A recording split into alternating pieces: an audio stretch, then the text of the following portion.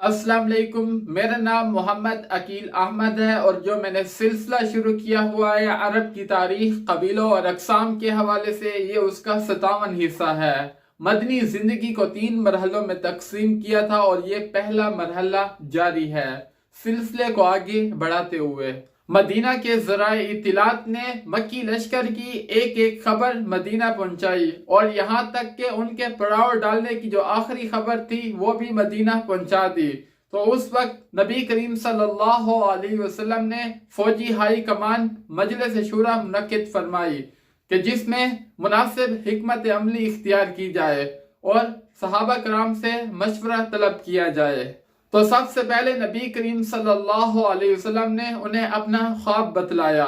واللہ آپ نے انہیں بتلایا کہ میں نے ایک بھلی چیز دیکھی ہے۔ میں یہ دیکھتا ہوں کہ کچھ گائیں ذبح کی جا رہی ہیں اور میری تلوار کے سرے پر شکستگی ہے اور میں نے اپنا ہاتھ ایک محفوظ زرہ میں داخل کیا ہے۔ تو آپ نے بتلایا کہ جو گائیں ذبح کی جا رہی ہیں اس کی تعبیر یہ ہے کہ کچھ صحابہ شہید ہوں گے، اور جو تلوار پر شکستگی ہے اس سے مراد یہ ہے کہ میرے گھر کا کوئی آدمی شہید ہوگا، اور جو محفوظ زرہ ہے اس سے مراد شہر مدینہ ہے۔ تو پھر نبی کریم صلی اللہ علیہ وسلم نے صحابہ کرام کے سامنے دفاعی حکمت عملی کے متعلق اپنی رائے پیش کی۔ آپ نے فرمایا کہ مدینہ سے باہر کوئی نہ نکلے اور شہر مدینہ کے اندر قلعہ بند ہو جائیں، اور اگر یہ لشکر قیام کرتا رہا تو پھر قیام کا اس کو کوئی فائدہ نہیں ہوگا، اور اگر یہ مدینہ میں داخل ہوا تو گلی کوچوں میں لوگ کھڑے ہوں گے اور وہ ان سے جنگ کریں گے، اور خواتین جو ہیں یہ گھروں کی چھتوں پہ چڑھ کے پتھراؤ کریں گی۔ تو اسی رائے پر عبداللہ بن ابی رأس المنافقین اتفاق کیا، جو کہ خزرج کے ایک سرکردہ نمائندے کی حیثیت سے شریک ہوا تھا، اور اس کے اتفاق کرنے کی وجہ یہ تھی کہ لڑائی نہ لڑنی پڑے اور کسی کو احساس بھی نہ ہو۔ لیکن اللہ تعالیٰ کو کچھ اور ہی منظور تھا۔ اللہ تعالیٰ نے ان کو ظاہر کرنا تھا، اس لیے یہ اور اس کے ساتھیوں سمیت یہ سب کے سامنے رسوا ہوا، اور اللہ تعالیٰ نے ان لوگوں سے پردہ ہٹایا جنہوں نے کفر اور نفاق کو دل میں چھپایا ہوا تھا اور ظاہر نہیں کیا ہوا تھا، اور اللہ تعالیٰ نے مسلمانوں پر یہ بات ظاہر کر دی کہ مشکل وقت میں جو ان کے ساتھ چھوڑ گئے یہ لوگ آستین کے سام تھے جو ان میں موجود تھے، اور صحابہ کرام کی ایک جماعت جو بدر میں شریک نہیں ہو سکی تھی انہوں نے بڑھ کر مشورہ دیا کہ آپ میدان میں تشریف لے چلیں، اور اس کا اصرار بھی کیا، اور بعض صحابہ نے یہ فرمایا کہ اے اللہ کے رسول، ہم اس دن کے لیے تمنا کرتے تھے اور اللہ تعالیٰ سے دعائیں مانگا کرتے تھے اس دن کے لیے۔ اب اللہ تعالیٰ نے ہمیں یہ دن فراہم کیا ہے، موقع دیا ہے، تو ہمیں میدان میں تشریف لے جانا چاہیے جنگ کے لیے، اور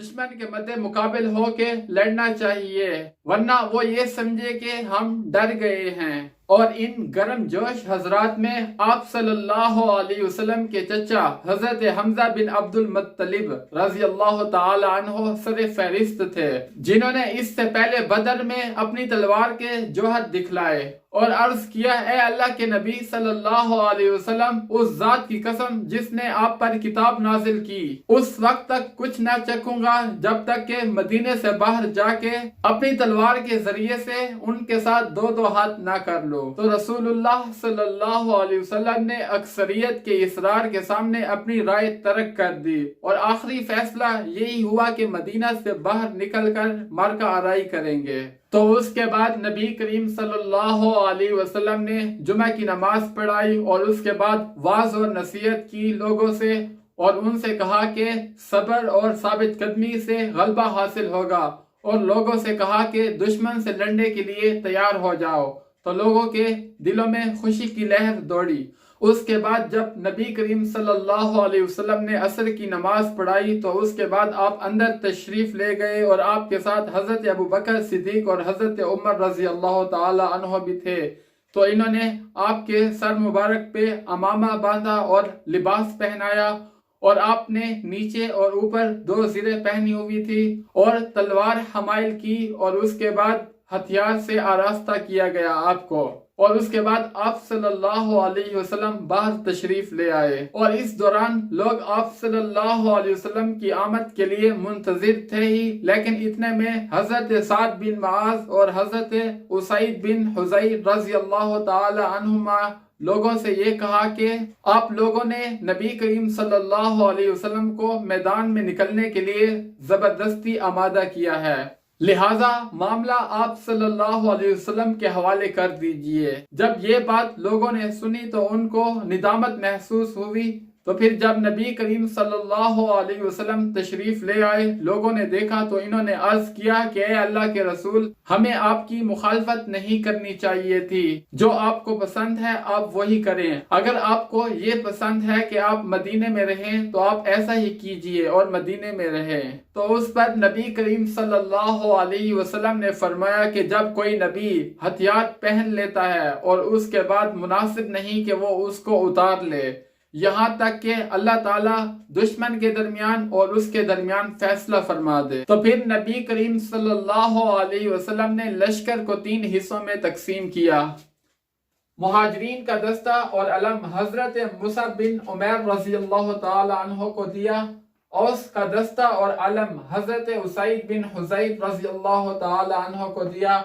خزرج کا دستہ اور علم حضرت حباب بن منذر رضی اللہ تعالی عنہ کو دیا۔ ان میں مردانہ جنگی کی تعداد 1000 تھی اور 100 زیرہ پوش تھے، 50 شاہ سوار تھے، اور بعض نے کہا ہے کہ کوئی بھی شاہ سوار نہیں تھا، اور بعض نے کہا ہے کہ صرف 2 شاہ سوار تھے، ایک نبی کریم صلی اللہ علیہ وسلم اور دوسرے ایک اور صحابی تھے، واللہ عالم۔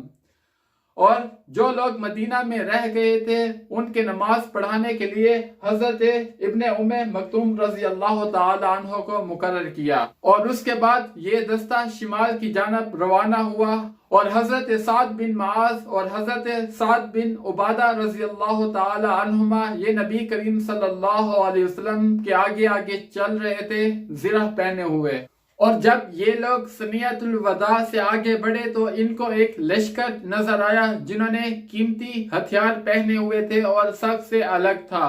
تو نبی کریم صلی اللہ علیہ وسلم نے دریافت کیا کہ یہ کون ہے، تو آپ کو بتلایا گیا کہ یہ خزرج کے حلیف یہود ہیں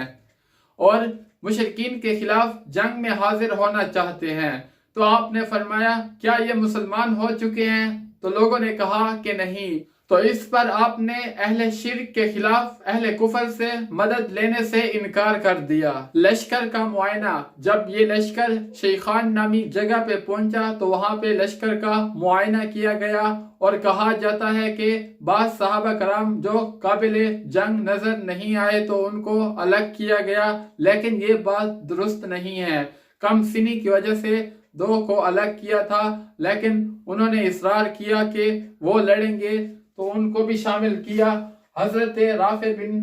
خدیج رضی اللہ تعالی عنہ یہ ماہر تیر انداز تھے، اس لیے ان کو اجازت مل گئی، اور دوسرے سمرہ بن جندب، جب انہوں نے دیکھا کہ ان کو اجازت مل گئی ہے تو انہوں نے کہا کہ میں تو ان سے زیادہ طاقتور ہوں، یعنی کہ حضرت رافع بن خدیج سے۔ تو اس کے بعد یہ اطلاع نبی کریم صلی اللہ علیہ وسلم کو پہنچی تو آپ نے دونوں کے درمیان کشتی لڑائی۔ تو جب کشتی ہوئی تو واقعی حضرت سمرہ بن جندب نے حضرت رافع بن خدیج کو بچھاڑ دیا، تو آپ نے دونوں کو شامل کیا، اور احد اور مدینے کے درمیان شب گزاری، یعنی اسی مقام پہ شام ہو گئی۔ تو نبی کریم صلی اللہ علیہ وسلم نے مغرب کی نماز پڑھائی اور پھر عشاء کی نماز پڑھائی، اور یہیں پہ رات گزارنے کا فیصلہ کیا۔ تو انتظام یہ کیے گئے کہ خیموں کی گرد و پیش کے لیے 50 لوگوں کو مقرر کیا گیا، جن کے امیر حضرت محمد بن مسلمہ رضی اللہ تعالی عنہ تھے، اور خاص طور پہ نبی کریم صلی اللہ علیہ وسلم کے پہرے کے لیے حضرت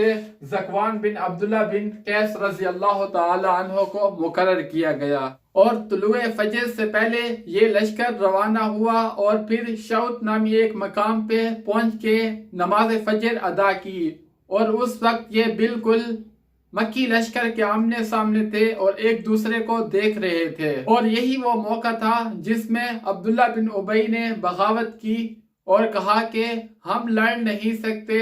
ہم خواہ اپنی جان کیوں دے؟ اور کہا کہ نبی کریم صلی اللہ علیہ وسلم نے اس کی بات نہیں مانی اور دوسروں کی بات مانی ہے، تو لہٰذا وہ لشکر کا 1/3 حصہ یعنی 300 لوگ لے کر چلا گیا۔ اور جو بات عبداللہ بن ابی نے ظاہر کی کہ آپ نے اس کی بات نہیں مانی، تو یہ غلط ہے، کیونکہ اگر اس کا ارادہ نہ ہوتا تو وہ سفر کر کے نہ آتا یہاں تک، مگر حقیقت یہ تھی کہ وہ مسلمانوں کے خلاف سازش کر رہا تھا، اور عین اس موقع پہ جب ایک دوسرے کے سامنے لشکر لڑائی کے لیے تیار تھے تو اس نے اس مقام پہ پہنچ کر انکار کر دیا۔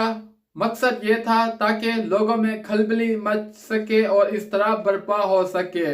اور لوگوں کے قدم اکھڑ سکیں۔ جب یہ 300 لوگ لے گیا تو اس کے بعد جو عام فوجی تھے ان میں بھی کمزوری آ گئی، اور اس کا مقصد یہ تھا کہ عین اس موقع پہ جب دشمن ان کی ایک ایک حرکت نقل کو نوٹ کر رہا تھا اس وقت اس نے یہ بغاوت کی۔ اور دوسرا مقصد یہ تھا کہ جو دشمن لشکر ہے وہ مضبوط ہو اور اس کی ہمت بندھے، اور اس نے ایک چال چلی کہ عام فوجیوں کے علاوہ نبی کریم صلی اللہ علیہ وسلم اور صحابہ کرام کے خاتمے کے لیے یہ ایک مؤثر تدبیر تھی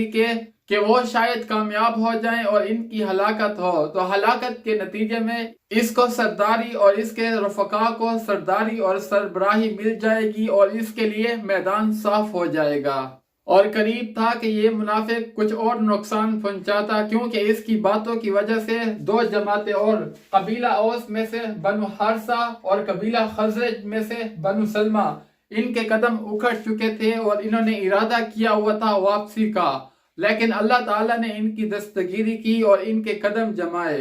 اور انہی کے بارے میں اللہ تعالیٰ نے ارشاد فرمایا، اذ ہمت طائفتان منکم ان تفشلا واللہ ولیہما وعلی اللہ فلیتوکل المؤمنون۔ اور ان میں سے 2 گروہ تھے جنہوں نے بزدلی اختیار کر لی تھی، لیکن اللہ تعالیٰ ان کا ولی ہے اور مومنوں کو اللہ تعالیٰ پر بھروسہ کرنا چاہیے۔ بہرحال منافقین نے واپسی کا فیصلہ کیا اس نازک ترین موقع پر، تو حضرت عبداللہ بن حرام رضی اللہ تعالی عنہ نے انہیں ان کا فرض یاد دلایا۔ موصوف نے انہیں ڈانٹا اور ترغیب دی اور ان کے پیچھے پیچھے چلتے گئے اور ان سے کہا کہ لڑو یا دفاع کرو، تو انہوں نے کہا کہ ہم لڑنا نہیں جانتے اور واپس چلے گئے۔